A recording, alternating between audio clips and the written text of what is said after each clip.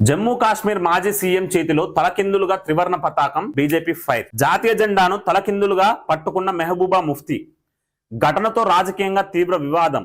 మెహబూబాపై BJP తీవ్ర విమర్శలు. ఉగ్రవాదులకు మద్దతుగా వ్యవహరించారంటూ గిరిరాజ్ సింగ్ ఫైర్. చట్టపరమైన చర్యలు తీసుకుంటామని హెచ్చరిక. జాతీయ జెండాను గౌరవించడం అందరి బాధ్యత అని సూచన.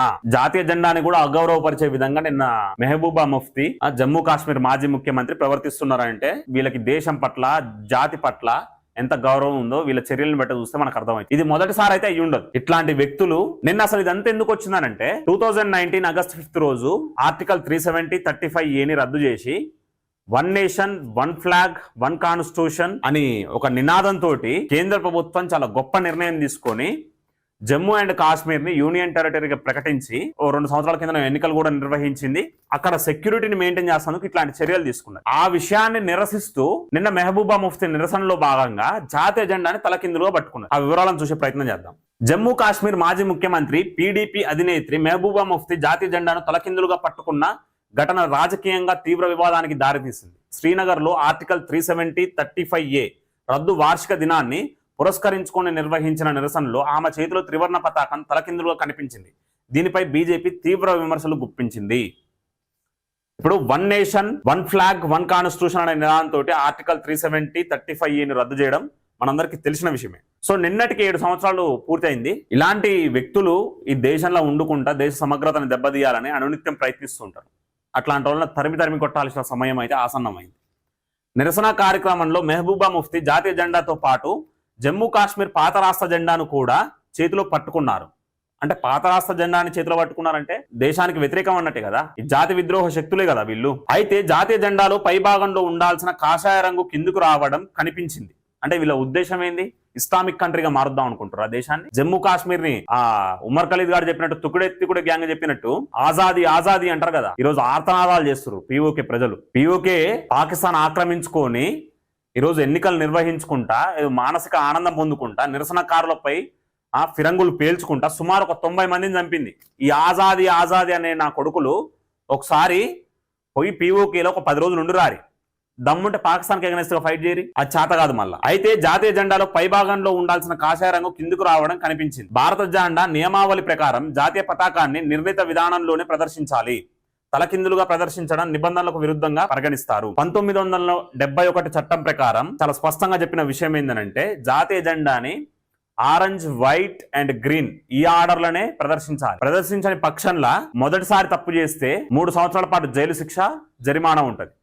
ఆ రెండిట్లలో ఏదన్నా ఒకటి ఉంటది. కానీ రెండోసారి తప్పు చేస్తే మాత్రం 1 సంవత్సరం జైలు శిక్ష తప్పకుండా. అది మొదటిసారి తప్పు చేస్తే క్షమించే అవకాశం ఉంటదేమో, రెండోసారి తప్పు చేస్తే మాత్రం అవకాశం ఉండదు. ఈ ఘటనపై కేంద్ర మంత్రి గిరిరాజ్ సింగ్ తీవ్రంగా స్పందించారు. మెహబూబా ముఫ్తీ ఉగ్రవాదులకు మద్దతుగా వ్యవహరించారని ఆరోపిస్తూ తీవ్ర విమర్శలు చేశారు.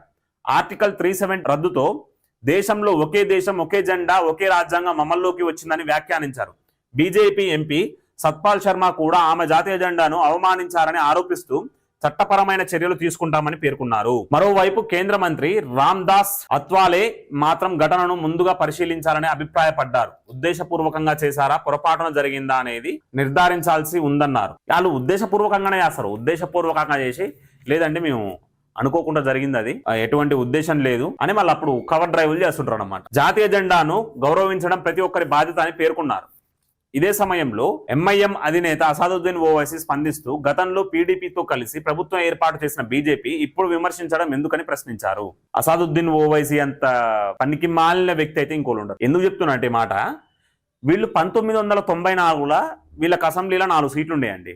99లో 4, 2004లో కూడా 4 సీట్లు వచ్చేది. కానీ కాంగ్రెస్ ప్రభుత్వం అప్పుడున్న వైఎస్ఆర్ రాజశేఖర రెడ్డి ఏం చేసిందనంటే, ఎంతైనా ఆళ్ళాళ్ళు ఒకటి కదా, నెహ్రూ జిన్నాల బంధం అది ఎట్లా పోతుంది? నెహ్రూ జిన్నా కానించి పరస్పరం ఎట్లా అనంటే ఇక ఆ మైత్రి బంధం అనేది ఫెవికాల్ బంధం కంటే బలమైనది.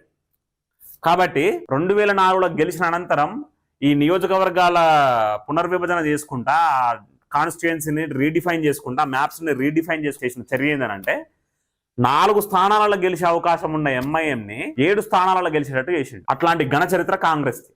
ఈరోజు ఈయన పొత్తుల గురించి మాట్లాడుతుంది. ఎంఐఎం పొత్తు పెట్టుకున్న వాళ్ళతోటి వీళ్ళు ఎక్కువ స్థానాలు ఎట్లా అంటే ముస్లింలు ఎక్కువ ఉన్న ప్రదేశంలోనేమో సొంతంగా పోటీ చేస్తారు, గెలుస్తారు. మత విద్వేషాలు రెచ్చగొట్టి గెలుస్తారు. తక్కువ మంది ఉన్నప్పుడేమో కాంగ్రెస్ కో టీఎంసీకో అక్కడ ఉన్న ప్రాంతీయ పార్టీలకు మద్దతు తెలిపి ఆ రీజనల్ పార్టీలతో పొత్తులు పెట్టుకొని అధికారంలో భాగం అవుతారు, రిసోర్సెస్ ని పంచుకుంటారు. ఓవైసీ గురించి తెలవడానికి అందరికి తెలిసిన విషయమే కదా. 2004 నుంచి 2009 వరకు వైఎస్ఆర్ రాజశేఖర రెడ్డి తోటి పొత్తులు లేరా మీరు?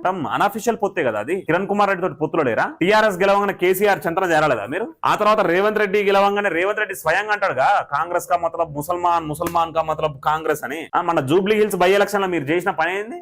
ఎంఐఎం ఎందుకు క్యాండిడేట్ ని పెట్టలేదు? వీళ్ళు పొత్తుల గురించి మాట్లాడుతున్నారు ఈ రోజు. ఎంఐఎం అధినేత అనునిత్యం చేసే పని ఏందనంటే జాతీయ జెండాను అగౌరవపరచాలి, జాతీయ గేయాన్ని అగౌరవపరచాలి. ఇదే పని. నేషనల్ ఫ్లాగ్ వందే మాత్రాన్ని ఎప్పుడు అగౌరవపరిచే కార్యక్రమాలు చేస్తుంటాడు. ఇట్లాంటి వ్యక్తులు బయట తిరగడమే జాతి సమగ్రత పెను ప్రమాదం. అసలు చట్టానికే వ్యతిరేకంగా పోయే ప్రయత్నం ఈ రోజు అసాదుద్దీన్ ఓవైసీ చేస్తున్నాడు. ఇక మరి ఇలా ఆర్టికల్ 51A గురించి అయితే అసలు తెలియదు. ఫండమెంటల్ డ్యూటీస్ అంటే వీళ్ళకి అసలు పడనే పడదు. ఇలాంటి దేశద్రోహులను తరిమి కొట్టాలి.